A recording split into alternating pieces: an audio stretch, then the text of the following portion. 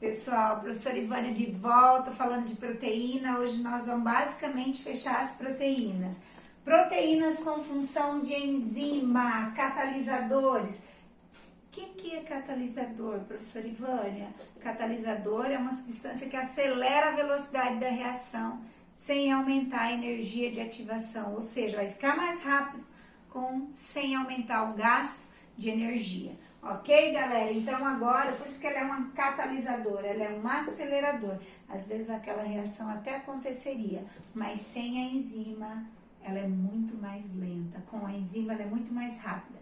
A gente fala assim que é a mesma coisa, que você pegasse um caminho, ou você pegasse um caminho longo ou um atalho. Com a enzima é a mesma coisa de com atalho, é muito mais rápido. Então vamos lá, o que é uma enzima? É uma proteína, então, aí. Galera, a proteína, a enzima, ela tem um lugar na molécula, toda a proteína é formada de aminoácidos. E esse local da molécula é o sítio ativo. E esse sítio ativo é o lugar que a enzima atua sobre uma outra substância, que é o substrato. Então aí, olha só, deixa eu dar um exemplo, uma enzima amilase. No sítio ativo vai se ligar ao amido, que é o substrato dela.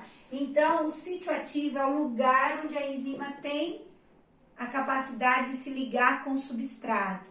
Isso é como se fosse um mecanismo chave e fechadura. A enzima, ela tem o segredo para cada substrato. Então, ela atua sobre substratos específicos. Digamos assim, a enzima não pega qualquer coisa. Ela sabe muito bem o que ela está pegando, pessoal. Então, olha só, às vezes ela é enganada. Depois nós vamos falar sobre isso. Então, olha só, a enzima, ela atua sobre substratos específicos. Vamos supor que esse substrato aqui seja glicose e frutose. Essa enzima, eles estão separados. Ela se liga, esse substrato, a enzima se liga ao substrato. Isso é chamado um complexo, então, aqui, enzima-substrato. Enzima mais substrato. Então, o que você está vendo aqui? A enzima ligada ao substrato. Galera, em seguida, ela transforma esse substrato em uma outra molécula, em um produto. Aqui ela fez uma síntese. Ela ligou glicose e frutose e formou então um produto que poderia ser aqui a sacarose. Ela fez aqui uma reação de síntese. Mas a enzima ela pode fazer o contrário, ela pode fazer reação de quebra, reação de adição. Então ela atuou sobre quem? Sobre uma outra molécula. Vamos supor que minhas mãos fossem a enzima e esse pincel, as pontas dos meus dedos fosse o sítio ativo. Esse pincel fosse o substrato. Eu venho, me ligo ao substrato e agora eu transformei isso em um produto. Agora eu fiz o contrário do que eu mostrei aqui. Eu quebrei a molécula, enzima, sítio ativo, quebra o substrato, transforma ele em um produto. Galera, então as enzimas são proteínas específicas, catalisadoras, aceleram as reações e transformam então substratos em produtos. As reações podem ser de síntese, de quebra, de adição, vai depender da enzima. Galera, quem quebra as moléculas na nossa boca, no nosso estômago, no nosso intestino? São as enzimas. Agora a professora vai falar sobre cofator de enzima. As enzimas, muitas delas têm um lugar que além do sítio ativo, que se liga ao substrato, ela tem um sítio alostérico. Quem se liga ao sítio alostérico é o cofator. O cofator, gente, é aquele que dá um empurrãozinho na enzima. Então, eu preciso lá quebrar a molécula. Mas eu só vou se vem alguém falar, vai lá, Ivânia. Quem é que vem, se liga e me dá um empurrãozinho? Seria, então, o cofator. Quem são os cofatores? Geralmente, vitaminas e sais minerais. O magnésio mesmo é um cofator, o cálcio pode ser cofator. As vitaminas, a maioria delas são cofatores. Ativadores de proteínas ou de enzimas. Diferença de sítio ativo para sítio alostérico. Sítio ativo é o lugar que a enzima se liga ao substrato. Sítio alostérico é onde liga o cofator que ativa a enzima quando ela está inativa. Então, ela só vai conseguir se ligar ao substrato se for ativada pelo cofator. Galera, transforma o substrato em produto. A enzima desliga do substrato e agora ela está pronta para se ligar a novos substratos. Então, ela é degradada? Não, ela não é degradada após a ação. Ela pode se ligar novamente a outro substrato e fazer novamente essa ação. Agora, nós vamos falar um pouquinho, então, quais são os fatores que alteram a atividade da enzima. São 3: pH, temperatura e concentração do substrato. Galera, vamos falar do pH. O pH vai de 0 a 14, de 7 para baixo, você já viu isso em química, é ácido, 7 para cima é alcalino, ou chamado de básico. O estômago tem um pH 2, 2,5, é muito ácido. A enzima do estômago, vamos ver aqui, ó, ela atua num pH específico. Esse pH ideal para a enzima do estômago é 2. Gente, pH 2 é um pH ácido. Ela em pH 4, 5 já vai sendo inativada, ela perde a função. E um pH muito ácido, ela não se liga mais ao substrato. Então, cada enzima vai ter um pH ideal para ela trabalhar. A tripsina, que é uma enzima do suco pancreático, mas que atua no intestino delgado, no duodeno, galera, ela trabalha no pH 8,2, então é um pH alcalino, básico. Se eu pegar a tripsina e jogar no estômago, ela é inativa. Se eu pegar a pepsina do estômago e jogar no intestino, ela é inativa. Então, as enzimas dependem da conformação molecular, essa ativação dela, tá, galera? Então, o pH, ele altera o funcionamento da enzima, a atividade dela, ok? Então, agora, nós vamos ver, o segundo gráfico é a temperatura. Olha só, galera, temperaturas, a gente já viu isso na proteína, a professora já explicou, elevadas desnaturam as proteínas. Se desnatura a proteína, pode desnaturar a enzima, e ela perde a conformação molecular também, perde a função.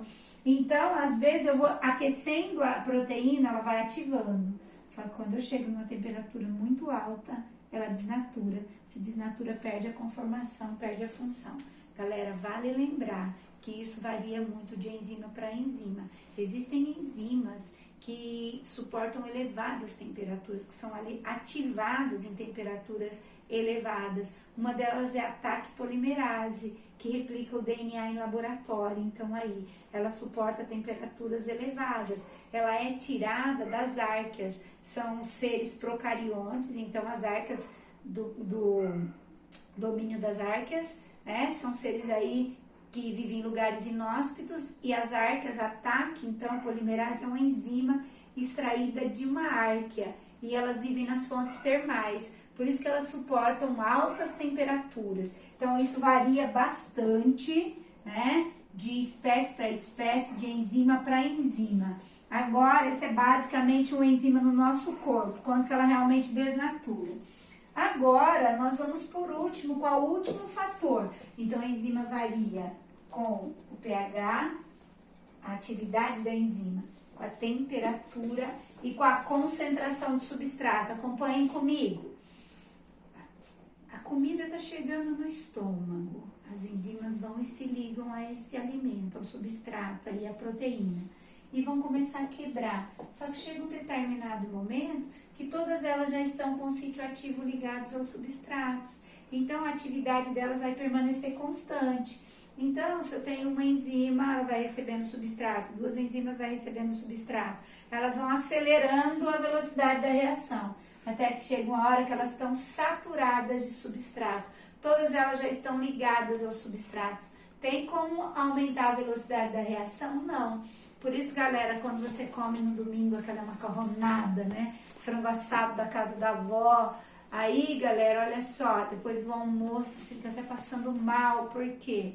Porque não tem enzima suficiente para digerir tudo aquilo que você comeu. Coitado das enzimas, ó. Elas ficam liga, desliga, porque elas estão saturadas de substrato. Pessoal, a gente fecha basicamente aqui, então. Vou falar só de algo agora que faltou a professora fechar essa aula de enzima. Existem substâncias químicas que conseguem se ligar ao sítio ativo. São chamados inibidores. Então, é possível vir um inibidor. Se uma substância se liga ao sítio ativo da enzima, ela não consegue se ligar ao substrato. Aqui, ó. Se eu colocar um inibidor, ele se liga no sítio ativo no lugar do substrato e a enzima não se liga ao substrato.